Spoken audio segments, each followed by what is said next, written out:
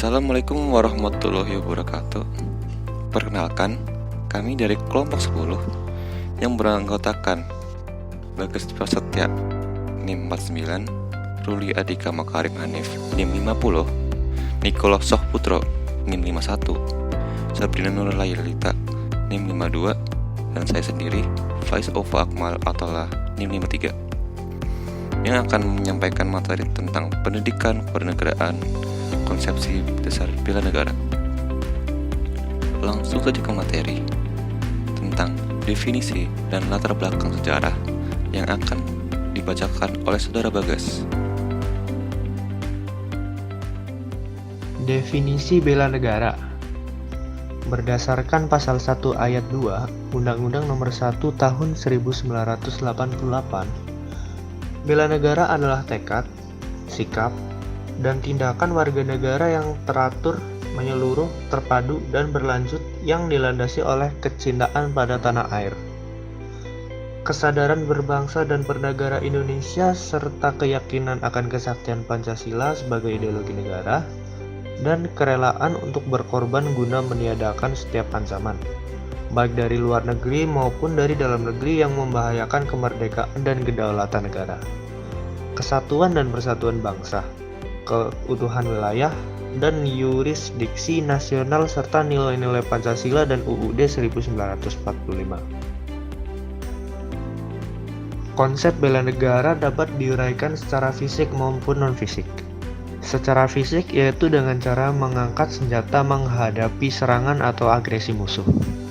Bela negara secara non-fisik yaitu dengan cara meningkatkan kesadaran berbangsa dan bernegara, menanamkan kecintaan terhadap tanah air, serta berperan aktif dalam memajukan bangsa dan bernegara.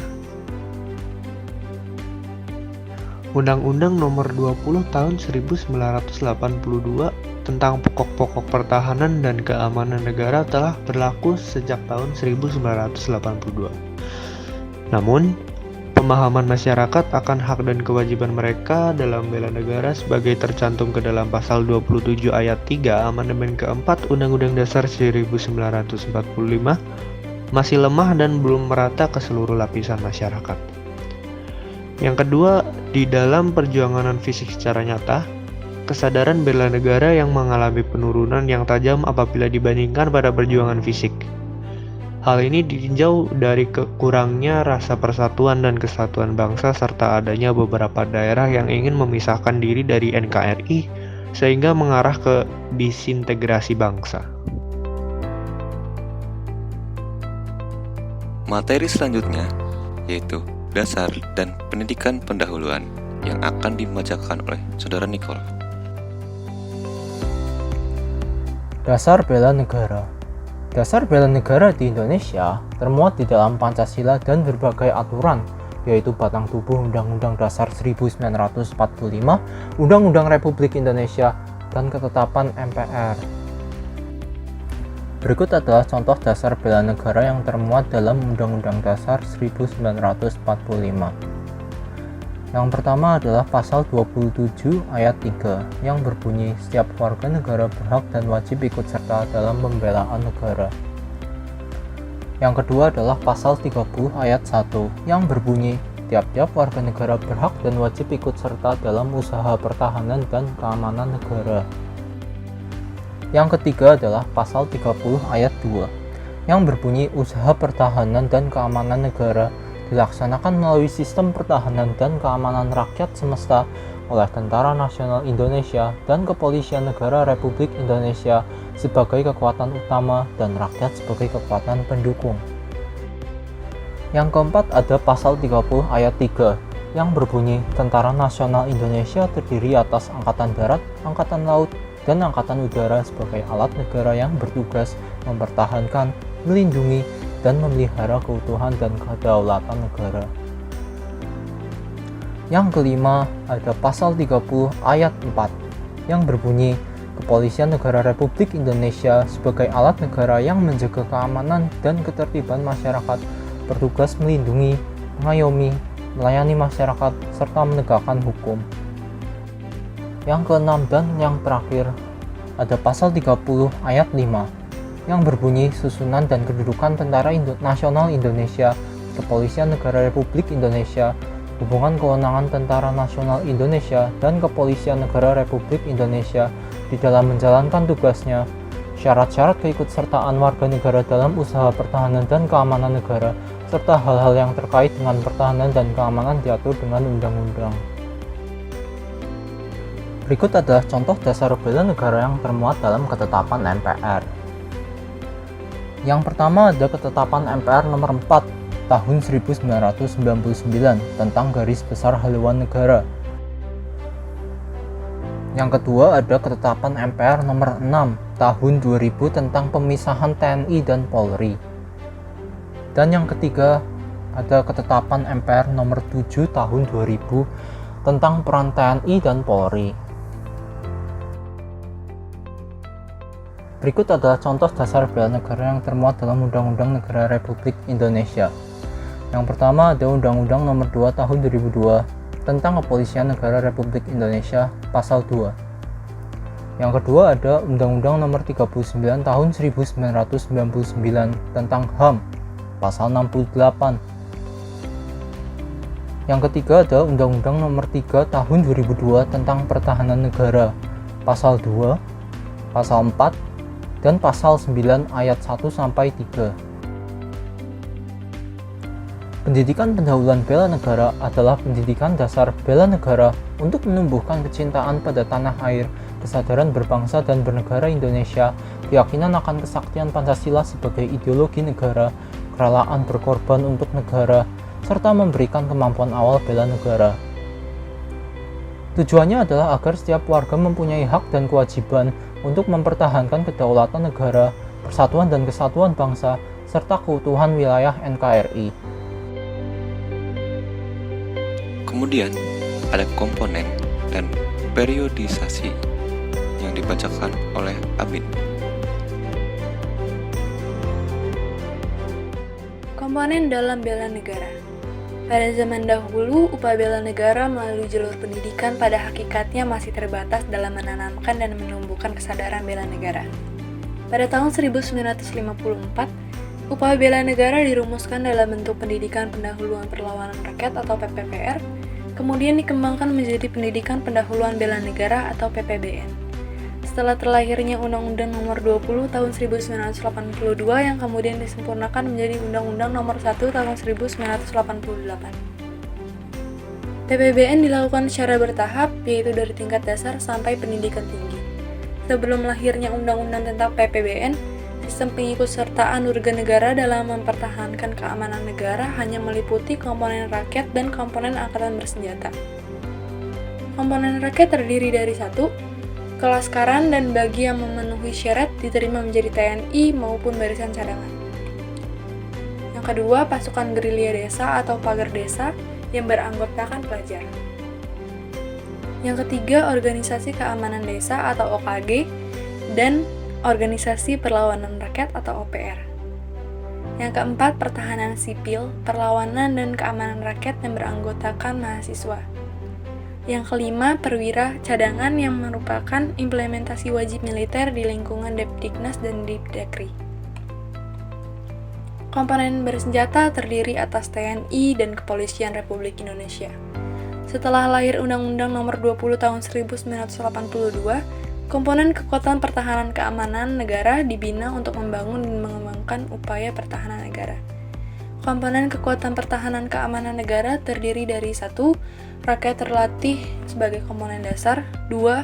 TNI dan Polri sebagai komponen utama, 3. Perlindungan masyarakat sebagai komponen khusus, dan yang keempat, sumber daya alam, sumber daya buatan, dan prasarana nasional sebagai komponen pendukung.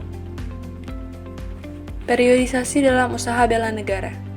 Pasal 27 ayat 3 mengandung makna adanya demokratisasi dalam pembelaan negara yang mencakup dua arti. Pertama, setiap warga negara turut serta dalam menentukan kebijakan tentang pembelaan negara melalui lembaga-lembaga perwakilan sesuai dengan Undang-Undang Dasar 1945 dan perundangan lain yang berlaku. Kedua, setiap warga negara harus turut serta dalam setiap usaha pembelaan negara sesuai dengan kemampuan dan profesinya masing-masing. Makna bela negara selalu dipersepsikan terkait dengan upaya perjuangan bangsa Indonesia terhadap ancaman kelangsungan hidup bangsa Indonesia pada periode-periode berikut. Periode pertama, Perang Kemerdekaan tahun 1945 sampai tahun 1949. Bela negara dipersepsikan dengan Perang Kemerdekaan. Artinya keikutsertaan warga negara dalam bela negara diwujudkan ikut serta dalam Perang Kemerdekaan, baik bersenjata maupun tidak bersenjata. Periode kedua tahun 1950 sampai tahun 1965. Dalam menghadapi berbagai pemberontakan dan gangguan keamanan dalam negeri, bela negara dipersepsikan identik dengan upaya pertahanan keamanan, baik bersenjata maupun tidak bersenjata.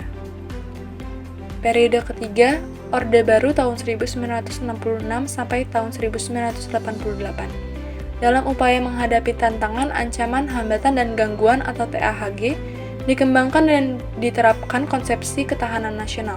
Oleh karena itu, bela negara dipersepsikan identik dengan ketahanan nasional. Pada periode ini, keikutsertaan warga negara dalam bela negara diselenggarakan melalui segenap aspek kehidupan nasional. Periode keempat atau Orde Reformasi tahun 1998 sampai sekarang.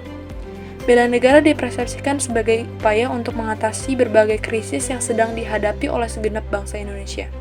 Pada periode ini, keikutsertaan setiap warga negara dalam upaya bela negara disesuaikan dengan kemampuan dan profesi masing-masing. Dan kemudian, yang terakhir, tentang implementasi yang dibacakan oleh Saudara Ruli. Implementasi bela negara.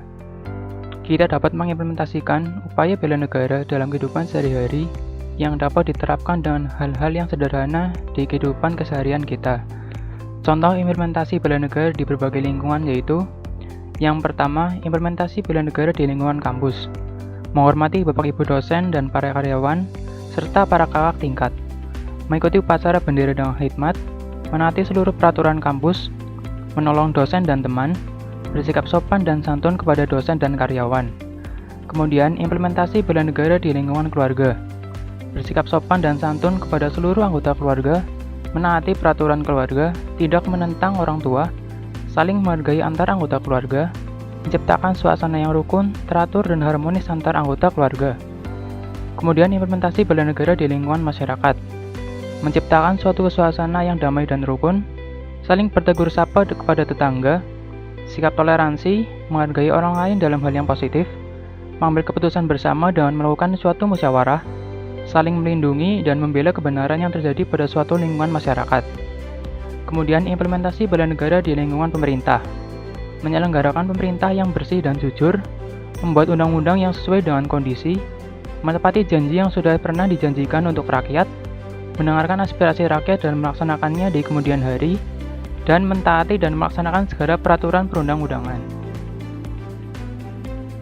Kesimpulan, bela negara diartikan setekad, sikap, dan tindakan warga negara yang teratur, menyeluruh, terpadu, dan berlanjut yang dilandasi oleh kecintaan pada tanah air dan kesadaran hidup, berbangsa, dan bernegara.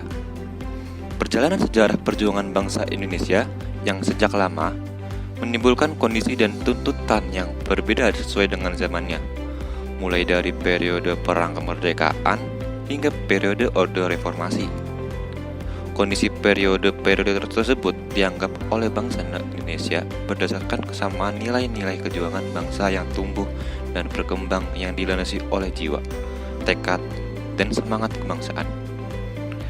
Karena pemahaman akan bela negara masih lemah, maka muncullah Undang-Undang Nomor 20 Tahun 1982 yang kemudian merevolusi komponen pertahanan dan keamanan negara.